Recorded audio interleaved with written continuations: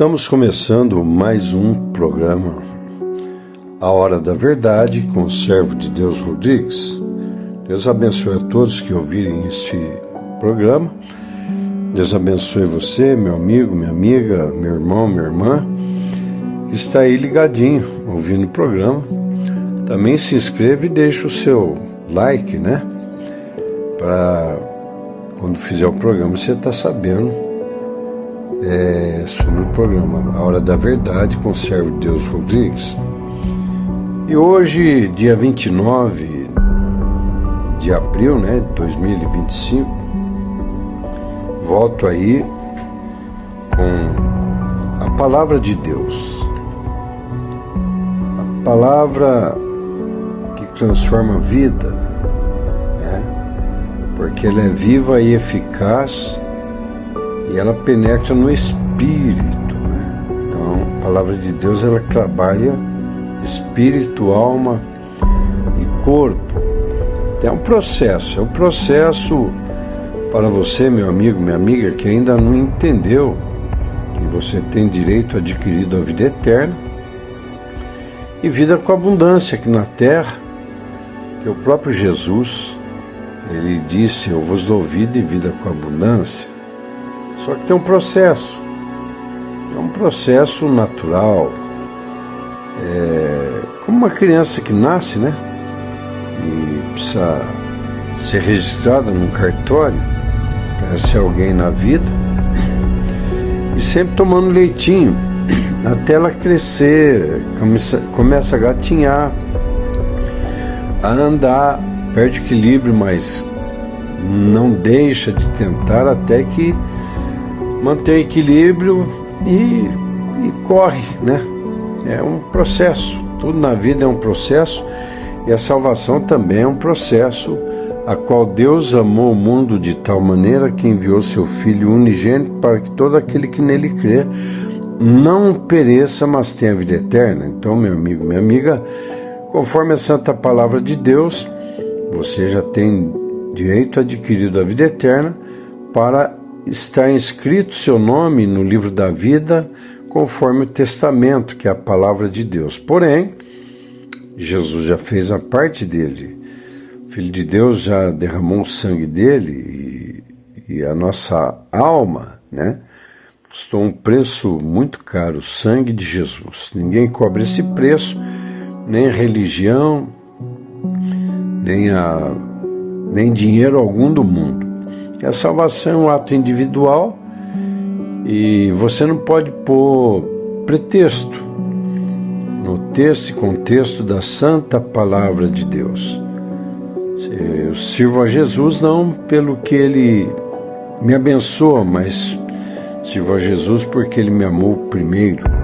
Então entrega a tua vida a Jesus Cristo, Filho de Deus, incondicionalmente, que é um processo. Pois você vai ouvindo a palavra de Deus e ela vai moldando você conforme o caráter de Cristo. Você não vai ser perfeito, mas também teu nome estará no livro da vida, e a caminhada é que nem a criança, perde equilíbrio e levanta, até ter o equilíbrio. Você vai errar, mas se arrepende, perdoa e você cresce espiritualmente, né?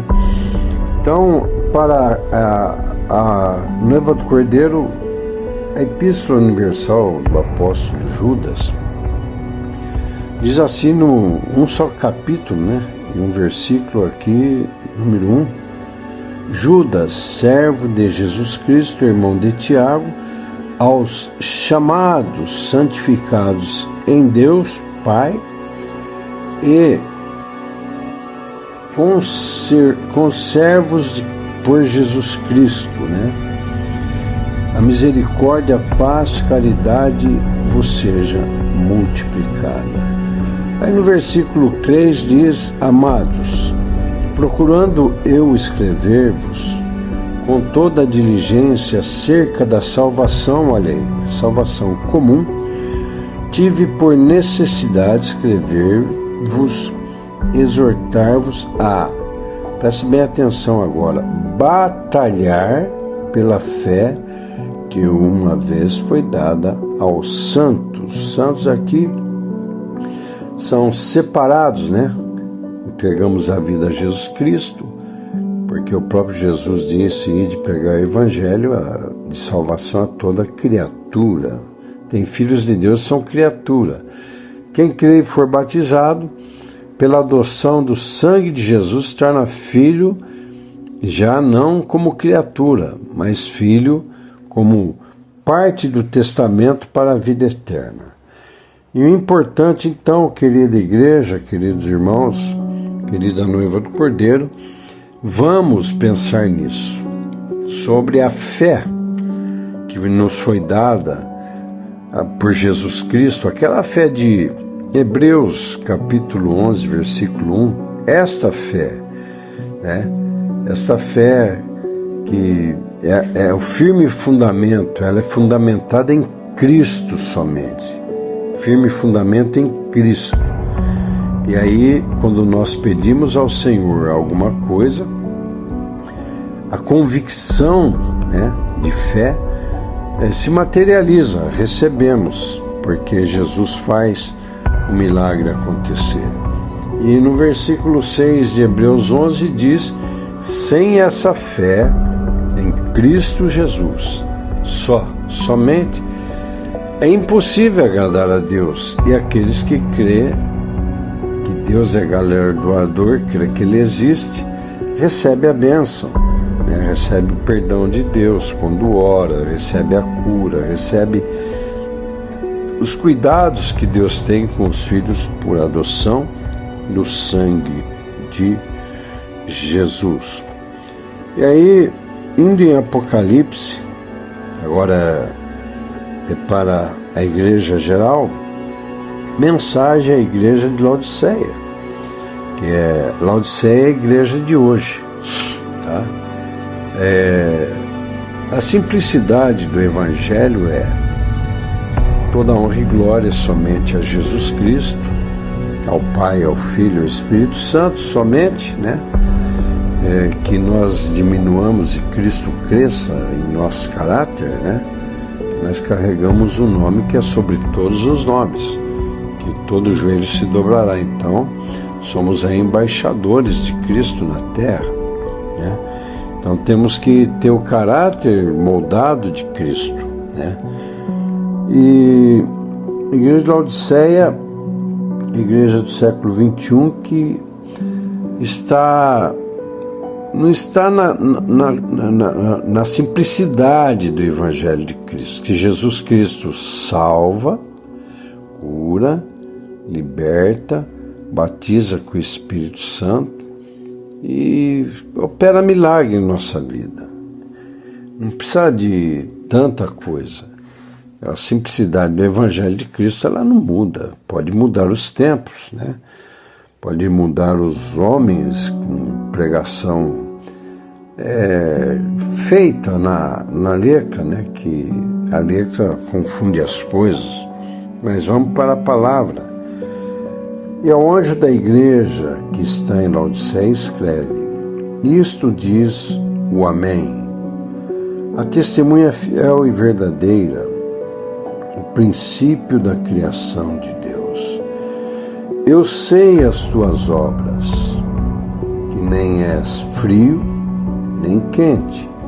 Quem dera fora frio ou quente. Aí frio é aquele cristão que é fraco, mas está na presença de Deus. E ele, de repente, é renovado, né? Aquele cristão que está sendo moldado por Deus, né? Então, e quente é aquele cristão já aquecido pelo Espírito Santo. Mas aqui diz que não é frio e nem quente. Seria aí um cristão que vive pela letra e não pela palavra. Porque se viver pela letra, a letra mata, né? A religiosidade, ela mata. A palavra de Deus, ela vivifica. Então deixa a palavra de Deus começar no seu espírito. no seu espírito, né? Referente ao perdão, ao arrependimento, deixa ela espírito, alma, ela vai moldando a sua personalidade em Cristo, já não mais na personalidade adâmica, e ela trabalha a sua razão para você ser consciente do preço que você foi resgatado. Assim, porque és morno e não és frio nem quente, vomitar-te-ei da minha boca. E 17, como dizes, rico sou, estou enriquecido, e de nada tenho falta, mas não sabe que és olha aqui, a palavra está forte, um desgraçado, miserável, pobre, cego, nu. É o cristão que é filho de Deus, mas ele pega a glória para si mesmo, né? Para si mesmo. Aconselho-te que de mim compre ouro provado no fogo, para que tenha riquezas e roupas brancas, para que te vista e não apareça a vergonha da tua nudez. Quer dizer, os escândalos, né? Que unja os teus olhos com colírio, para que veja, colírio santo, né? Então veja que a cobiça, ela entra pelos olhos e ela prende a alma daqueles que a possuem. Então o cristão não pode ser cobiçoso, tem que ser humilde, né? Aí no 19, eu repreendo, diz o Senhor, e castigo a todos quanto amo. Se, pois, zeloso e arrepende-te. Olha a chance, a oportunidade que Deus dá aos cristãos, aos pastores, aos obreiros. Eis que estou à porta e bato. Se alguém ouvir a minha voz e abrir a porta, entrarei em sua casa, com ele, cearei ele comigo. Quer dizer, abra seu coração, sua alma. Não tem um coração de pedra. Coração de pedra é aquele que se justifica diante de Deus, né? Nunca se arrepende. Abra seu coração, a oportunidade que Deus está dando. Ao que vencer, me considerei que se assente comigo no meu trono, assim como eu venci e me assentei com meu Pai no seu trono. Quem tem ouvido, ouça o que o Espírito Santo diz à igreja. Olha que coisa linda. Então vamos ouvir a voz do Espírito Santo, não vamos ouvir mais vozes estranhas, né? Muitas vezes Satanás, ele imita, ele se transforma em anjo de luz para enganar até os escolhidos de Deus. Mas você verá conforme a obra, né?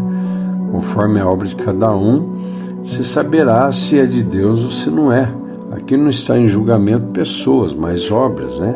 Que eu não vejo pessoas, eu vejo almas para Jesus. E quando vencermos, né, o arrebatamento é iminente, mas vamos pular o arrebatamento, né? Vamos pular lá a grande tribulação. Olha os vencedores, ó. E vi descer do céu um anjo que tinha a chave do abismo e uma grande cadeia na mão. Ele prendeu o dragão, a antiga serpente, que é o diabo e Satanás, e amarrou por 1000 anos, e lançou no abismo. Ali o encerrou e pôs selos sobre ele, para que não mais engane as nações. Olha só, ele engana as pessoas. Então, muitas vezes engana até a igreja do Senhor. Então vamos entrar naquele evangelho simples, que Jesus salva, cura, liberta, abençoa. E a gente não vai adorar mais a bênção do que o abençoador. Sempre a Jesus toda honra, glória, majestade e poder, né? Até que os meus anos se achem, e depois importa que seja solto por um pouco de tempo. E olha aí, nos 1000 anos estaremos aí reinando com Cristo. Então vamos pensar na bem-aventurança, né, daqueles que têm parte na primeira ressurreição, né? Que é a volta de Jesus, a vinda de Jesus agora, né? E que os mortos em Cristo ressuscitarão primeiro, e nós que estamos vivos seremos transformados. Sobre estes não tem poder a segunda morte, mas serão sacerdotes de Deus e de Cristo, e, olha só, reinarão com Jesus esses 1000 anos. Então, não fica preocupado, querido irmão, querida irmã, se o anticristo vem ou não vem. O que tem que acontecer, vai acontecer. Vigia. Então, assim como eu comecei lá em Judas, né? Capítulo 1, é aquele versículo 3, né? Que fecho com Judas, o capítulo 1, versículo 3.